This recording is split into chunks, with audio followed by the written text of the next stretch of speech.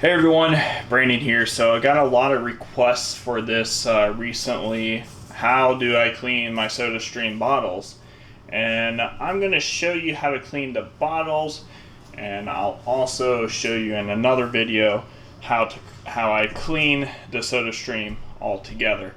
But for the bottles, what you need is, or what I use is baking soda, lemon juice, some Ajax or Dawn, and 2 cups of water. So there's 2 cups of water in this 1 liter bottle.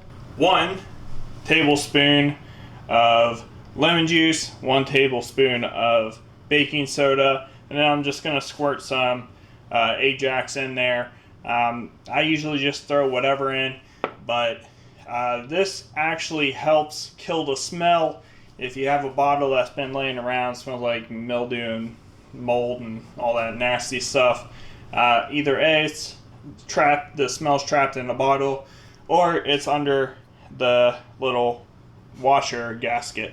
So to get this thing out, I'm not going to get this out because I've already got it out. I just use a butter knife and I pry on it.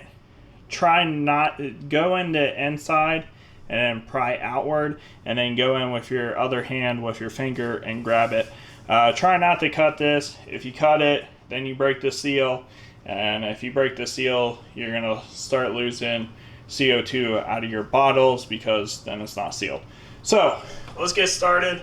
I usually start with my Ajax first. Obviously put the water in, 2 cups again. That looks like enough of Ajax. We're gonna put our lemon juice in next, and I have a trusty funnel that I use. It's just a blue funnel. And then last up, we're going to use our baking soda.